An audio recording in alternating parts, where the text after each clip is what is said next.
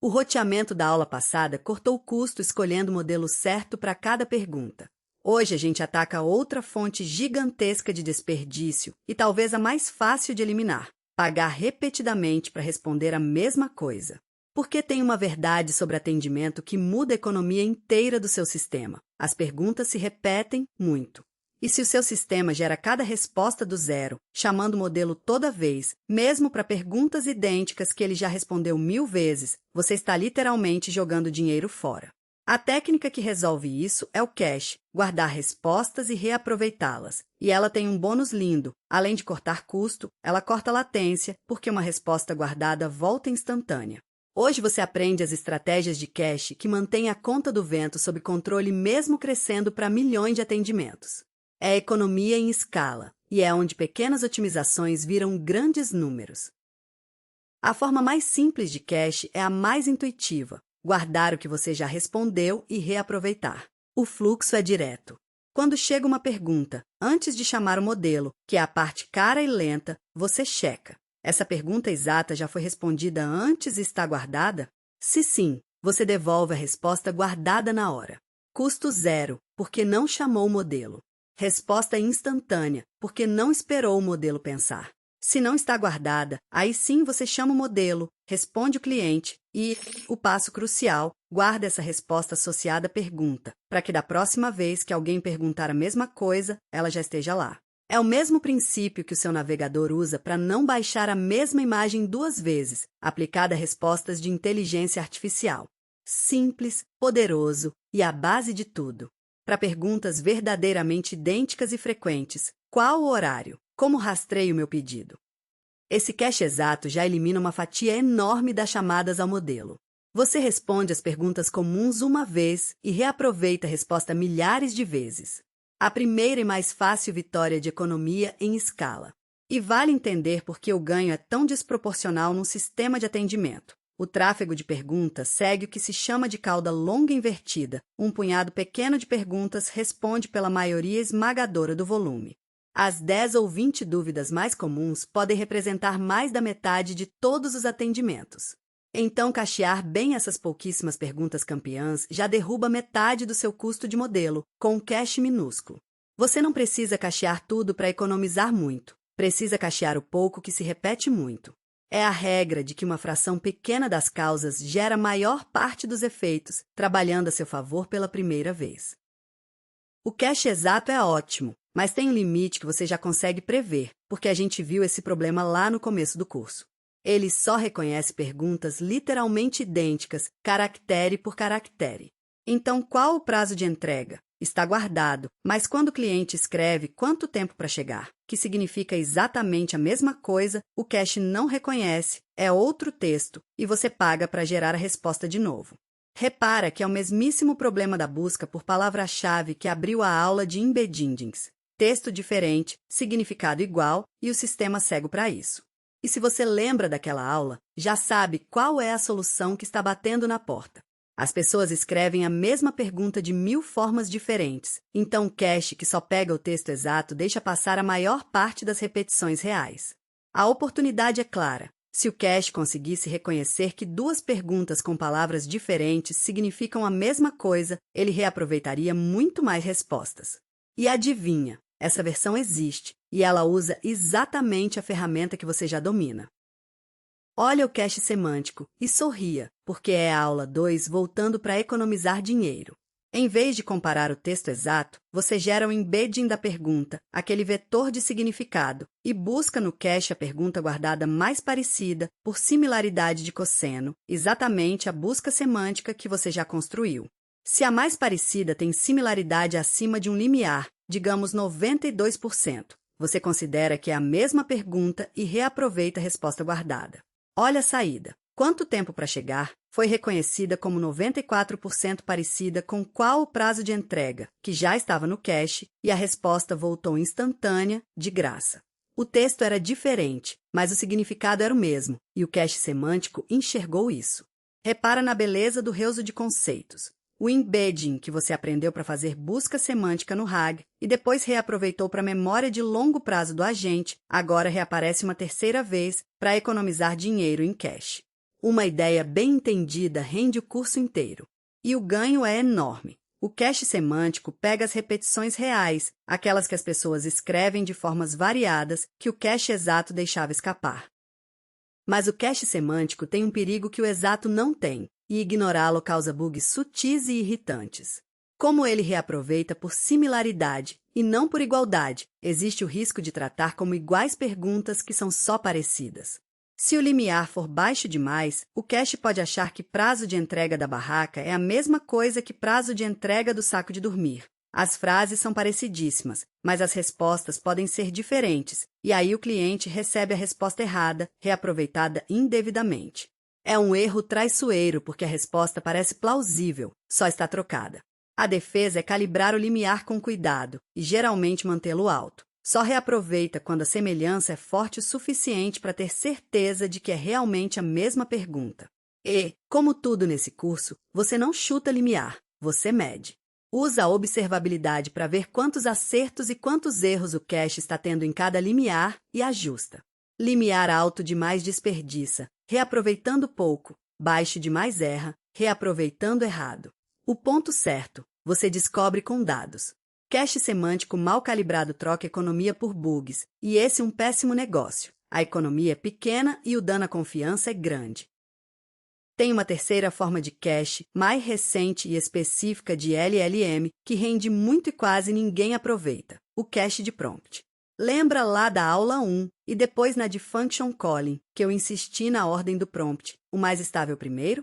A constituição, os exemplos de fill shot, as descrições das ferramentas. Tudo isso é idêntico em toda chamada, não muda de pergunta para pergunta. Só a pergunta do cliente, no final, é que varia. Pois é, os provedores de modelo hoje permitem cachear essa parte fixa e repetida do prompt. Em vez de o modelo reprocessar a constituição inteira do zero em cada chamada, ele reaproveita o processamento da parte que não mudou, e você paga bem mais barato por esses tokens repetidos. Repara que isso é diferente dos outros dois cachês. Aqui você não reaproveita a resposta, você reaproveita o processamento do começo do prompt, mesmo entre perguntas completamente diferentes. E lembra que na aula 1 eu disse que organizar o prompt do estável pro variável renderia dividendos lá na frente? Este é o dividendo. Quem estruturou o prompt certo desde o começo colhe a economia do cache de prompt de graça. Mais uma vez, uma decisão de fundamento paga juros lá na produção. E o cache de prompt tem uma importância especial para os sistemas que a gente construiu no curso, porque os nossos prompts ficaram grandes de propósito. Lembra do Vento versão 4, com constituição, 6 exemplos e raciocínio estruturado, passando de 1.200 tokens de parte fixa? Sem cache de prompt, você paga o processamento desses 1.200 tokens toda vez, mesmo que a pergunta do cliente tenha só 10. Com cache de prompt, essa fundação pesada é cobrada muito mais barato após a primeira vez. Ou seja, o cache de prompt é o que torna economicamente viável usar prompts ricos e bem construídos em escala. Sem ele, a qualidade que a gente perseguiu o curso todo sairia cara demais. Ele reconcilia qualidade e custo que costumam brigar. Deixa eu mostrar como as 3 alavancas de economia se empilham num fluxo só, porque juntas elas são muito mais que a soma das partes. Chega a pergunta. Primeira camada, o cache semântico. Já respondi algo assim antes? Se sim, resposta instantânea, custo zero, nem precisa de modelo. Esse é o caso mais barato de todos e pega uma fatia grande do tráfego repetido. Se é uma pergunta nova, ela passa para a segunda camada, o roteamento da aula passada. Qual modelo é o certo para essa dificuldade?